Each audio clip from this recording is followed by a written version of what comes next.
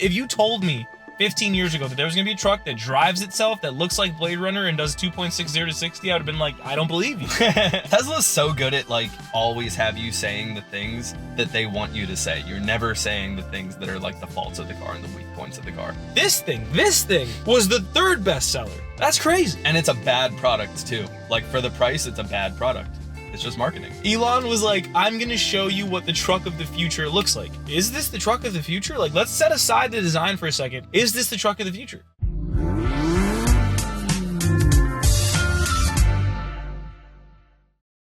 Hey everyone, welcome back to Gear Glazers. I'm Kyle, and this is Mike, aka Michael Do. And today, we're continuing our series on Hype Beast, and we're talking about the Tesla Cybertruck. If one car defines the series Hype Beast, it's gotta be this thing. So now that the car's been out, there's some of them on the road, people are driving them, we're answering the question, was it worth the hype? Yeah, dude. People have reviewed and re-reviewed this thing 1,000 times. Everybody had like something to say because they had like their order in. Yeah, this thing's kind of squirrely, I'm not gonna lie. So real quick, like we usually are recording the simulator in a racing rig, in a game like Forza 8 with like really high def graphics. Like we couldn't find the Cybertruck anywhere. So we had to use Assetto Corsa, and this thing, I feel like I'm playing Roblox right now. Like, what is this thing? Yeah, it's astonishing to look at from like the drone camera angle, like the third party view. I thought something was broken, but no, that's just what the back of the car looks like. But you know what? Like, what a fitting way to show this car off is in this meme of a format. Like, that's what this car is anyways. So honestly, it fits. Yeah. And no, the way that it handles on the track is absolutely bonkers. I can't imagine anybody is seriously tracking this thing, but if you do, I think it has a lot of oversteer. Yeah, so with that said, like, what do you think? What do you think about this thing? I'm like generally positive on it in the way that I'm just like, you know, why not? When people criticize the things that like Elon Musk does in general, I'm like, yeah, but like there's helpful rocket technology that he discovered. Like at some point, like he's pushing battery technology and electric cars forward, which is probably decently good for society. At the end of the day, I don't care whether people buy these things. I have no reason to hate on it. Okay. It's just like, it's cool. Like it's nice that he tried that. Here's the question that I want answered, right? When this thing came out, some people hated it, some people loved it, but no matter what, everyone looked at it and was like, this thing is this thing is novel and this thing is super interesting, and so that's worth something. Yeah. My question is, now that it's been out and you see these things on the streets, has that gone away? Is it still novel and interesting, or is it now just stupid? So my prediction for it was always that like it's going to look goofy in the way that cars that are like meant to make a statement always do look goofy. In the way that like the people walking down the runway in a fashion show look goofy, in like a Paris fashion show. Like those things, like those big absurd like bubbly outfits that they wear are not meant to look good in the day. They're meant to be indicative of general fashion trends. And that's what this thing's doing. It's sort of predicting and creating a self-fulfilling what do you call that? Prophecy? A self-fulfilling prophecy of like industrial angular cars being the styling cue moving forward. And obviously this thing is a huge like meme of itself, but that's not to say that this won't set the tone for the styling of cars for the next like decade. Yeah, I don't know. I wonder if this is gonna be a DeLorean. Like, so had to hit a quick reset there. Yeah, this is crazy. Yeah, I wonder if this is going to be a DeLorean where it just comes out, it makes a statement, everyone's like, oh my god, this is what the cars of the future look like, and then just this is totally not what the cars of the future look like. Yeah. I feel like that's what's happening here. I don't know though, because if you look at the body lines of the DeLorean, like it wasn't that far off, dude. Like that's what sports cars from the 90s looked like, and that thing came out in the 80s. Is it what sports cars in the 90s look like? Yes. Do they look like a DeLorean? They have the general body lines, like, and it's clear that it was important enough in society that either it was a reflection of where it was already going or it set it. Oh, did I spin out here and start over again? I probably did. I don't know about that. I get what you're saying, but the DeLorean still looks like it belongs in the 80s to me, and I think this thing, I don't think this thing is gonna fit anywhere, bro. I think we're all gonna say like that was a great experiment, happy we did it, fantastic. But no, I don't think F-150s are gonna look like this in 20 years. Like, absolutely not. They're gonna look some percent like this, but no, this thing will always be just an absurd, like, you know, facsimile of what it was supposed to be. So that kind of leads me to the next question, which is like, is this worth the hype? Like, we talk about the design, but like, what about the rest of the car? When this thing came out, Elon was like, I'm gonna show you what the truck of the future looks like. Is this the truck of the future? Like, let's set aside the design for a second. Please, let's just get past that, all of us. Is this the truck of the future? That's what I mean by like this thing's been reviewed and re-reviewed. Like, we know functionally what it's good at and what it's bad at, and it turns out that it's not good at very many things. Yeah. So we all know that it's bulletproof mostly. yeah. We know that it's really hard steel, but also, like, we've all watched Whistling Diesel's videos. We know that, like, it actually can't take much abuse. It said it would get 320 miles of range. In practice, from what I saw in the forums, it gets between 150 and 200. It said that it could tow 11,000 pounds. People said that their bumpers were snapping in half and that they wouldn't put anywhere near that in it. It said that it could hold a certain number of cubic feet. It turns out that the retractable truck bed blocks a lot of that storage and makes it inconvenient to store most things that you would normally store. Like, it can maybe hold a certain number of cubic feet of sand, but nothing that you would actually be transporting is very, very, like, well shaped to fit in the trunk of it. So really what you're saying is it's not worth the hype. This thing was extremely hyped when it came out. Let me just put some numbers to that. There were 1.9 million reservations made for this car within the first few years. Yeah. 1.9 million. Mm-hmm. I know people that put reservations on. It's like, that's an obscene amount of people who are like, I really want this thing. it was $300. Dude, that's still money. No, I know. Right? Like, you still got to put cash down, which is just, like, that's a lot of people who wanted this car. 1.9 million? Yeah. A lot of people also saw that this thing was gonna, like, it was gonna be very, very limited since the demand for it was so nuts. So they just put in a pre-order just so that they could flip it. What are you making? Almost $500 million on pre-orders? Like 1.9 million multiplied by 300. Yeah. Like, I don't even understand. Like, it's just absolutely crazy. But yeah, with that said, that's an obscene amount of people who put down a reservation for this car. And yeah. Let's dive a little bit deeper into those sales numbers. In the third quarter of 24, which we're not, like, we literally just wrapped up, 16,600 Cybertrucks in the US. That makes this the third best-selling electric vehicle in the country. Bested by only the Model Y and the Model 3. Yeah. Like, Tesla's dominance is just a whole nother story. Yeah. But this thing, you see a Tesla Model 3, you see a Tesla Model Y, you're like, all right, I get it. It's kind of better in every way. Like, if you're just really hate electric cars, fine. But if you can get past that, go drive one. They're pretty sick. Yeah. This thing was the third bestseller. That's crazy. Yeah, to have something this absurd, like, it's an objectively absurd car. It's weird looking. It has a lot of weird flaws with it. Some people said they rust. I don't know. It wasn't me. To have that many people want to buy something that's this divisive, I think is a massive success for Tesla. Whether or not this thing does what you wanted it to do, like actual performance-wise, is pretty irrelevant because this thing is walking brand equity. And every time you see one, people take pictures of it, people point it out. Like, you can see it from a mile away because it's huge and raw metal. Billboard all over the roads, dude. Dude, I don't even see a Tesla badge on this thing, but everybody knows it's a Tesla. Yeah, you know it's Tesla. Okay, just doubling down on that real quick. Year to date, 2024, we're not done. Yeah. 28,000 sold in the US. In July 2024, 1 month, 5,100 units were registered in July. In July. Other electric trucks like the Ford F-150 Lightning, the Rivian R1T, the Chevy Silverado EV, the Hummer EV, combined sold 5,500 units. This thing is beating those real trucks. Yeah. It's crazy. How did they do it? Yeah, man, marketing. And it's a bad product too. Like, for the price, it's a bad product. It's just marketing. Absurd, man. It really is absurd. If the question is, like, is this thing a successful product? I don't know whether, I think that's a financial question. Is it a good product? I don't think it is. But did it do what Tesla wanted it to do?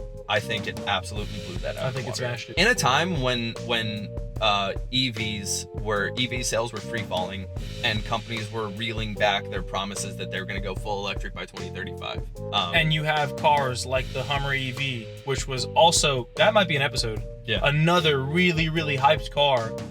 You have the Ford F-150 Lightning, bro. That was so hyped.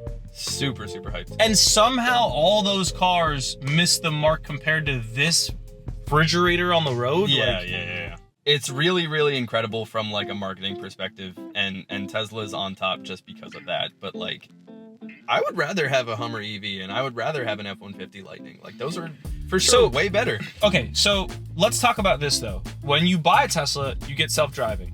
It's a new development that wasn't there when this car came out, that now we have like a full self-driving to an extent where you can literally just go parking lot to parking lot and the car drives the entire way, and you're doing it in this thing. That's trippy. You can go watch that on YouTube. That really bolsters the value of this car a lot. It drives itself. Let's not underplay that. Like, we're all so used to Teslas. The car drives itself. It really actually completely drives itself. Like, that's wild. It is wild. In a lot of cases, like, you're not going to use it like that, though. You're just going to use it in pretty much like an improved cruise control manner, which a lot of cars can do. Like, a lot of EVs can do that. Even, like, non-EVs can do that pretty well. I don't know, man.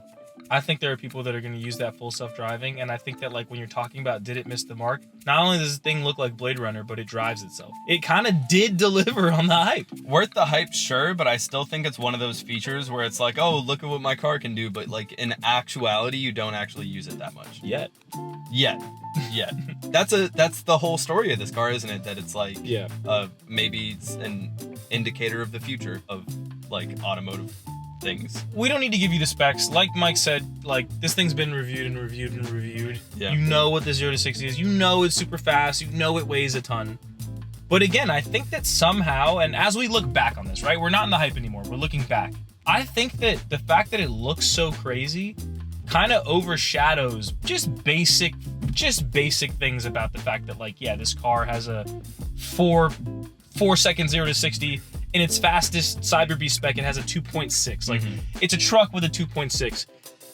Like, that, like, there's just basic facts about this car that we just don't even talk about. Yeah. That's crazy. I'm sorry. If you told me 15 years ago that there was gonna be a truck that drives itself, that looks like Blade Runner and does 2.6 0 to 60, I would have been like, I don't believe you. Tesla's so good at, like, making the things people care about apparent. Like, they always have you saying the things that they want you to say. You're never saying the things that are, like, the faults of the car and the weak points of the car.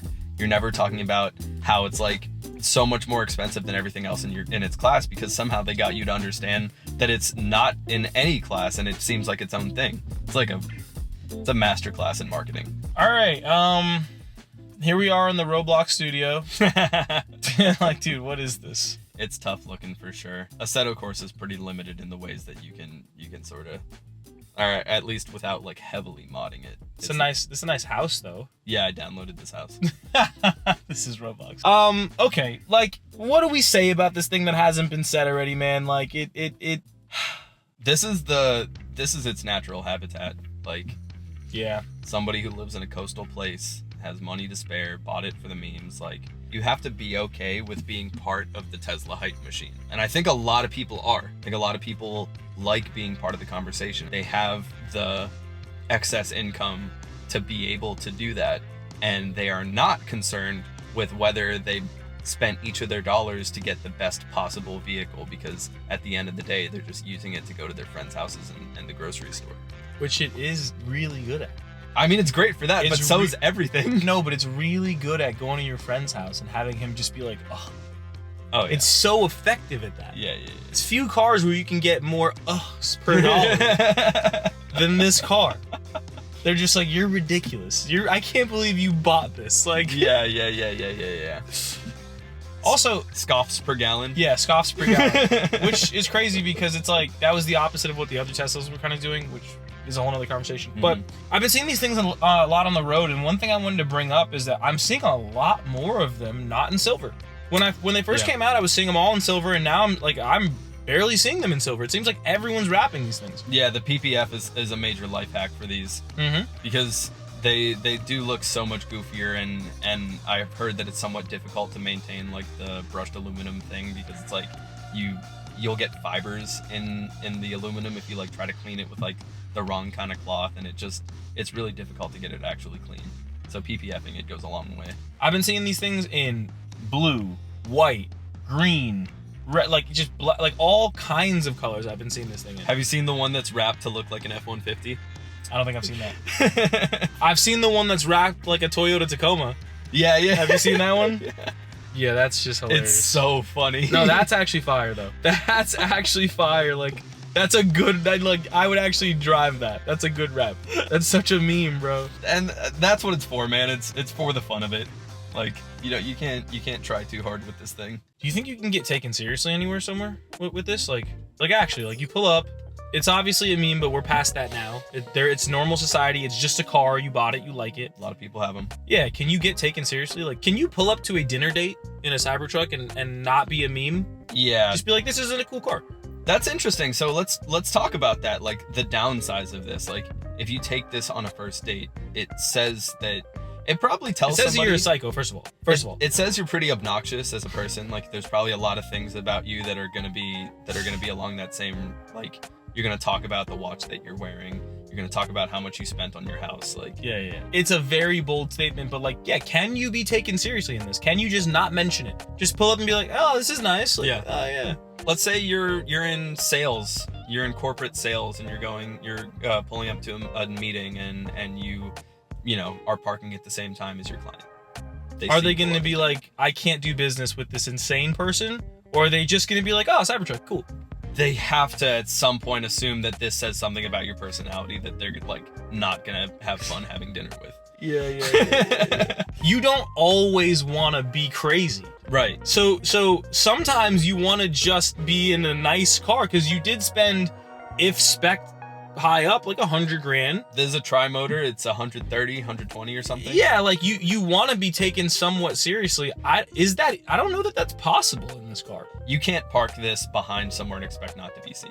And again, like, I think a lot of people that buy this might be buying it as a secondary vehicle, but there are definitely a lot of people buying this as their daily. Oh yeah. And, like, that's something that was new to me. Like, with the Z06, like, you buy it, you show it off to your friends, you drive it you're just like, this car is the greatest thing of all time. And then you, like, get a cold and have to go to CVS to get flu medicine, and you're like, what am I doing? Yeah. Like, you're like trying to get into the parking lot, the engine's roar, you're like, you're like, when you try to use crazy cars as a daily, you learn something different. Like, Yeah. You're out of town, you want to let a friend drive your car. It's like, oh, it's like connected to my app, the key's a credit card, like it's 20 feet long. Like, it's tough. Yeah, and again, It's like, tough. I get that these are first world problems, and if you're lucky enough to afford one of these vehicles, like, you are truly blessed.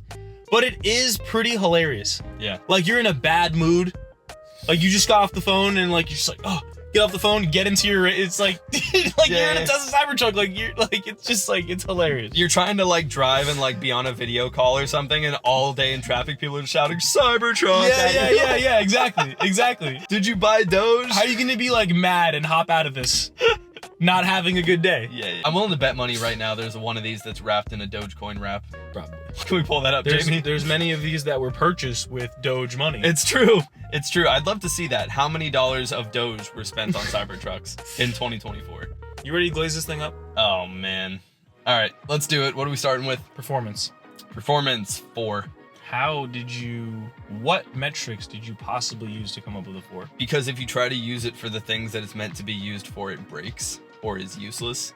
Because think about it. This is not measured like how you would measure a Corvette or a BMW. This thing's measured like how you would measure a truck. And it is objectively an awful truck. Okay.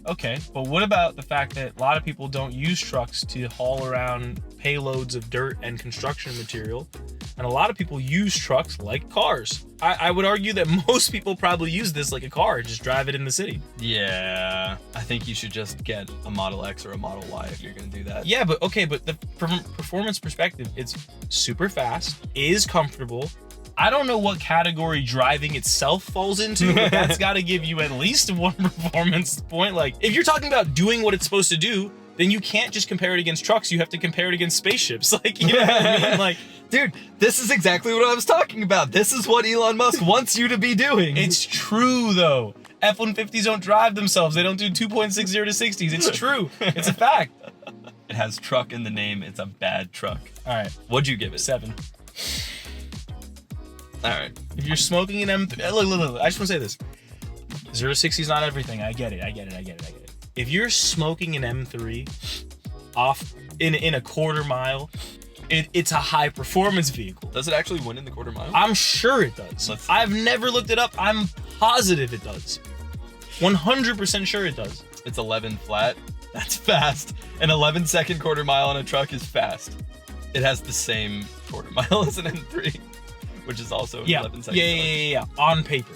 Yeah. You race this thing in a quarter mile, M3's getting smoked. You know it, I know it, we all know it. No, I think BMW is actually fair with their track numbers. We know the M3's getting smoked. The car disappeared a little bit there. M3 owners out there, you know you're not racing this if this pulls up next to you. One of these pulls up next to you in traffic, you're not racing. That's fair. I know it had a crazy 0 to 60. The fact that it has a crazy quarter mile, I will up it from a 4 to a 6. I did not realize. I need to put some respect on its name as a performance car for some reason. It's a beast. All right, we're going up to 6. All right, design. Design 7. I give it a 7 as well. Yeah, it's provocative. It gets the people going. It does. It is also objectively disgusting. At the same time. Yeah. This is probably one of the nicest, ugliest cars I've ever seen. Absolutely. Okay, value. What do you got? 4. Okay. I'm not budging on that one. Okay. I'm not budging on that one. Okay. So I gave it a 7. Okay. Why'd you do that? Well, let's just talk about. Hear me out, right? Let's just talk about maybe torque per dollar, right? Torque per dollar. 11,000 pounds of torque. That's got to run you something, right? That's not going to be free. You can't use it. Your bumper's going to fly off. It's not going to be free, though. You know what I mean? Because I'm using the Cyberbeast, right? Nice little 99.99. Under 100 grand. Yeah. Under $100,000. 845 horsepower. You got 3 motors. The tri-motor's a little more expensive. I think it's 120 or 130 or something. That's got to be some that. I mean, it drives itself. I just keep going back to that. Bro, get a 3 Series. Or not a 3, Model 3. The Model 3 has all the benefits of this. You want something fast? Get a Plaid.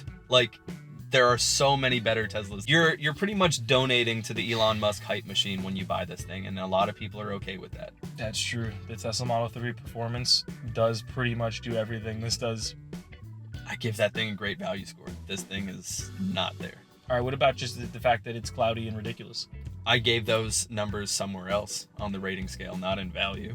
Yeah, you're right. All right, I'm going down to a 5. Nice. I'm going down to a 5. You got me. All right, perception. 9. Yeah, I gave it an 8. I think the perception's very high. I think when people see you in this thing, it's definitely a statement. I think it would have been 9 when it came out. Yeah.